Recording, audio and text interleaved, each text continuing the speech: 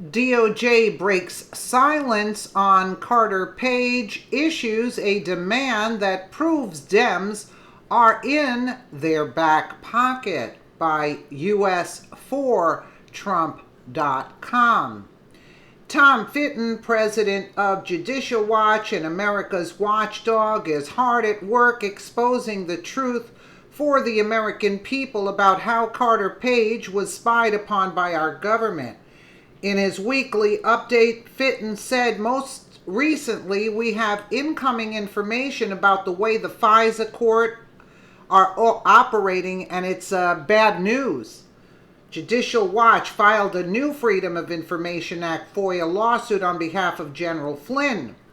We have a lawsuit for records about the infamous Fisa court proceedings related to General Flynn and Carter Page, Fitton told America in his weekly update.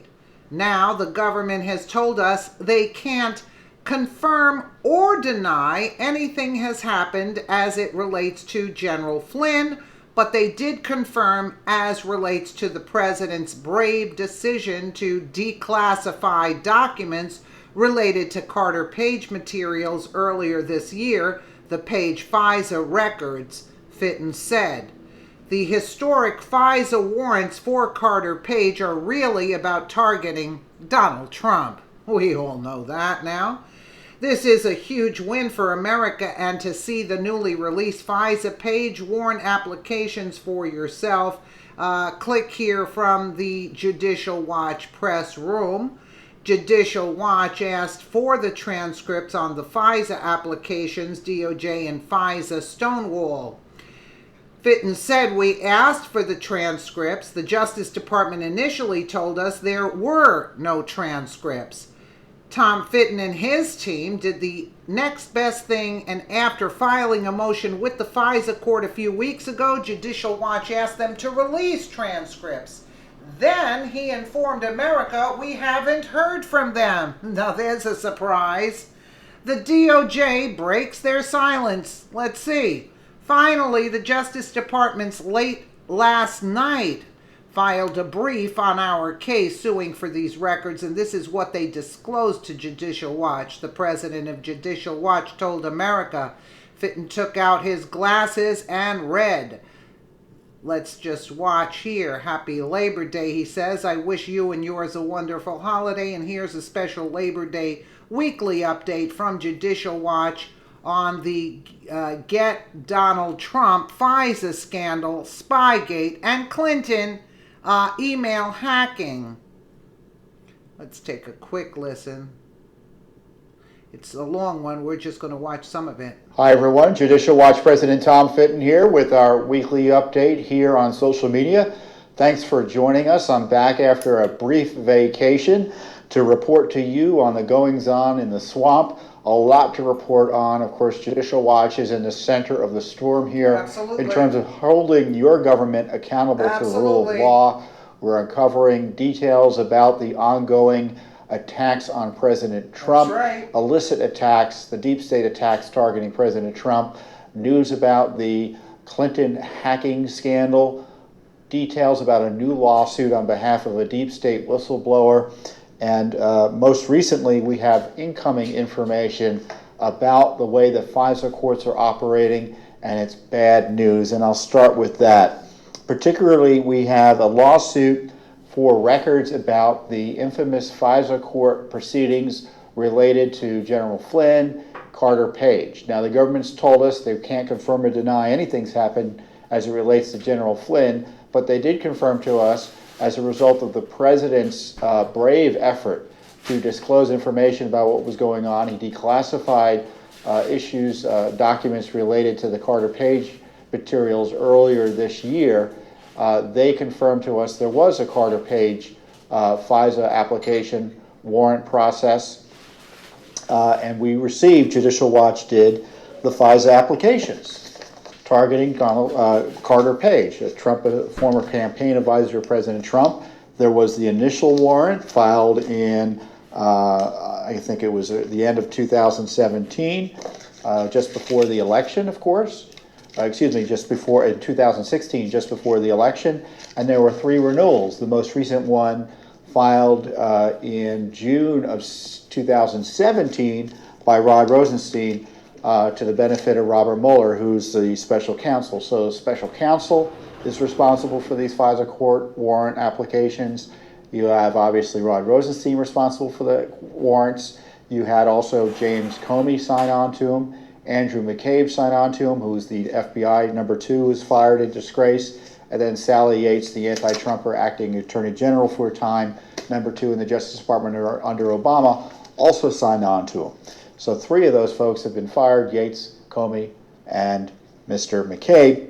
But the warrants also show they were heavily redacted. They show they relied on the Clinton DNC dossier without telling the courts it was the Clinton DNC dossier. They pretended or withheld that information from the courts.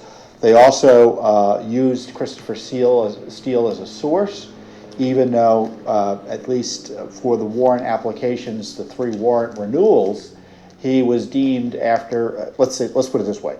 In October, the warrant was filed. They used Christopher Steele as a source. They didn't tell the court that he was working for the Clinton camp.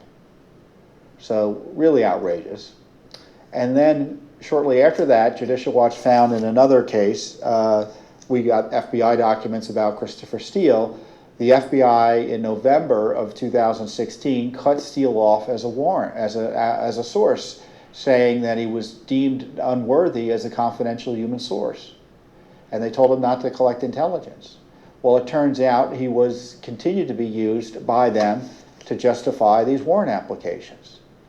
Now, they suggest that there were problems with him leaking to the media, to the courts, but they didn't tell the courts that they cut him off as a source, deemed him unworthy, deemed him not suitable as a confidential human source. That certainly should have colored what the courts might have done, or that information might have colored the court's analysis as to whether to agree to accept these applications. Now, one of the things we're interested in terms of getting these applications was, did they have hearings about what was going on here? Did they discuss any of this with the courts? You know, it's one thing to have the 4 corners of the application in front of you, but maybe they talked about this with the courts in person. Well, it turns out, incredibly, there were no hearings by the courts on these FISA warrant applications. These historic FISA warrants targeting Carter Page. And look, you hear Carter Page, don't be distracted. It was all about Donald Trump. If you read these warrant applications, they're available on our website at judicialwatch.org. You will see it's all about targeting Donald Trump. And we had asked for the transcripts. The Justice Department initially told us there were no transcripts. We asked the court just a few weeks ago, we filed a motion with the FISA court, the Foreign Intelligence Surveillance Court that handles these proceedings, asking for them to release transcripts. We hadn't heard from them. But finally, the Justice Department, late last night, filed a brief in our case suing for these records. And this is what they disclosed to Judicial Watch. I'm going to need my glasses, put my disguise on here. The National Security Division of the Justice Department, FOIA, consulted Office of Intelligence, again with the Justice Department, to identify and locate records responsive to our FOIA request. The Office of Intelligence determined that there were no records, electronic or paper, responsive to our FOIA request with regard to Carter Page. The Office of Intelligence further confirmed that the Foreign Surveillance Court considered the Page warrant applications based upon written submissions. It did not hold any hearings. So these courts, rubber stamped spying on the Trump team. That's how I read it. They didn't hold one hearing on the initial application, not one hearing on the renewals, even though in the renewals, the Justice Department starts making noises about the source having problems, Christopher Steele. And they knew it was targeting President Trump, and they didn't bother holding one hearing. Isn't that outrageous?